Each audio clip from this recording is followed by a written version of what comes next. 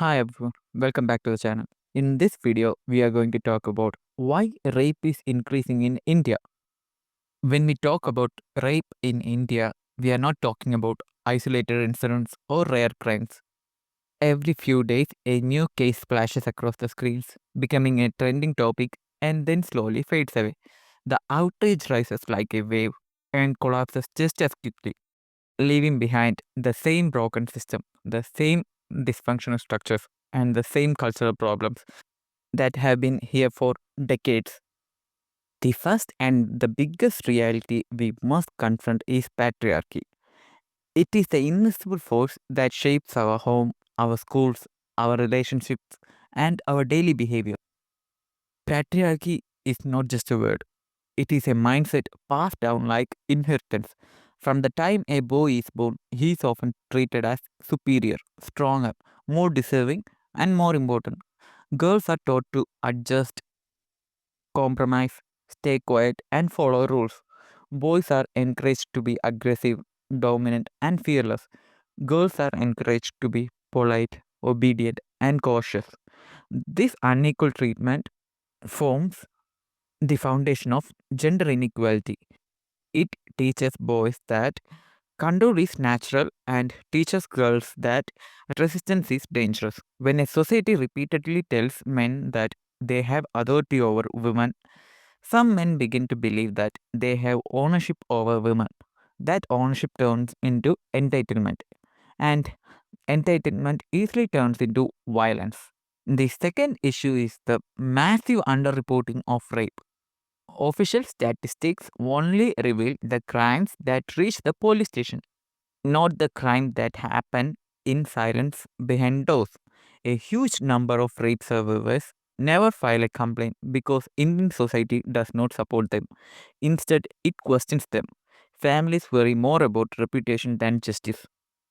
Communities gossip more about the victim's character than the perpetrator's cruelty. Court cases drag on for years, draining survivors emotionally and financially. In such an environment, reporting becomes a traumatic ordeal. The result is that many perpetrators continue living normally, protected by silence and stigma, while survivors are forced to carry lifelong trauma alone. Another factor is the weakness of India's criminal justice system. The police are overburdened, undertrained, and sometimes prejudiced. Many stations lack women officers or proper training to handle sexual violence. Evidence collection is often poor. Investigations take too long. Court processes are painfully slow. Survivors spend years fighting for justice only to watch many perpetrators walk free due to lack of evidence or legal loopholes. India's conviction rate in rape cases is low. When criminals do not fear the law, crime naturally increases. There are districts in India where women do not even consider approaching the police because they believe nothing will change. This is a failure of an entire system, not just a single institution. Another reason for the rising cases is cultural misogyny. From advertisements to movies to songs, often objectifies women. For decades, film portrayed stalking as romance, aggression as passion, and harassment as entertainment. Thousands of young boys grew up watching heroes harass heroines until they fell in love. This encourages the idea that women's boundaries are flexible, that persistence is attractive, and the force is justified. When entertainment repeatedly shows women as objects, society begins to internalize it. Young men imitate what they think is normal. They do not learn consent from education or from family conversation. They learn it from media, which often teaches the wrong lessons. Women in India grow up surrounded by restrictions, warnings, and fear. Instead of teaching boys not to harm, we teach girls not to be harmed.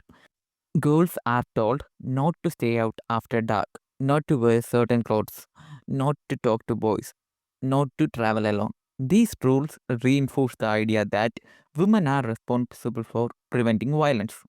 Meanwhile, boys grow up without accountability, without any emotional education, and without understanding boundaries. When a society raises girls with fear and boys with freedom, it creates an environment where women carry the burden of safety, while men expect compliance. The growing population and economic pressure also play important roles. India has a massive youth population, but many young men lack proper education, employment, and direction. When large group of young men feel powerless, frustrated, or disconnected from society, some express that frustration through aggression. Crimes increases when people feel hopeless or unsupported. Urban migration has created crowded cities where men live away from families, often in cramped or stressful environments with no emotional guidance. Social isolation and economic instability can amplify toxic behavior, especially when combined with patriarchal entitlement. India has one of the lowest police to population ratios in the world, meaning law enforcement cannot keep up with the scale of social change. The digital world has amplified the problem in ways India is not prepared for. Many young men learn about sex through internet, often through violent or non-consensual content. Without proper sex education, they misunderstand intimacy, consent, and relationships. The internet also hosts misogynistic communities that glorify aggression, demean women, and spread harmful ideas. Young boys, especially those feeling insecure or frustrated, are easily influenced by such content. Digital harassment and cyber stalking have become common forms of sexual violence. The virtual world gives predators anonymity, making them bolder and shameless. One of the biggest failures in India is the absence of proper sex education. Schools avoid discussing sexuality, consent, or healthy relationships because adults believe it encourages immorality. As a result, children grow up ignorant, misinformed, and confused. They do not learn about boundaries, respect, or the emotional aspects of relationships.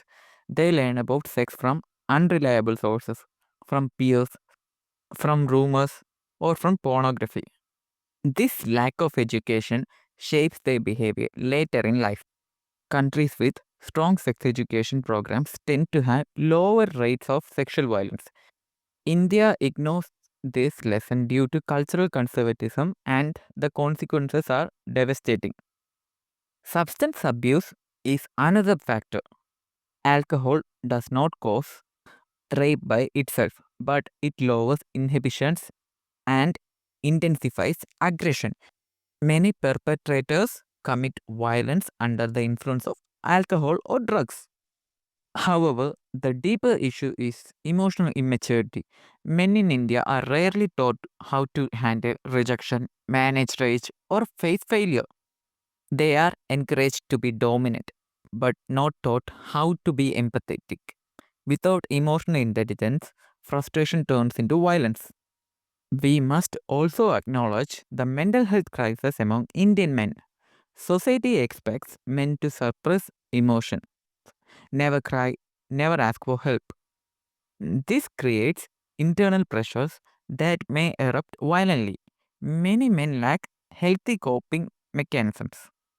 They turn to aggression, alcohol, or violence instead of communication. If India wants to reduce rape, it must begin at the foundation. It must start with families teaching boys respect, empathy, and boundaries. Schools must provide proper sex education and teach consent as a basic value. Police must be trained to handle cases sensitively. Courts must deliver timely justice. Communities must support the survivors rather than shame them. Societies must challenge patriarchy in daily life, not only in speeches. And men must be taught that masculinity does not mean dominance. For meaningful change, we must accept that rape is not merely a crime, it is a symptom of a deeper sickness. It is a mirror reflecting misogyny, inequality, violence, frustration, and silence. The increase in rape cases is not just an accident, it is the result of decades of neglect. It is the result of refusing to confront the truth about ourselves. Thanks for watching.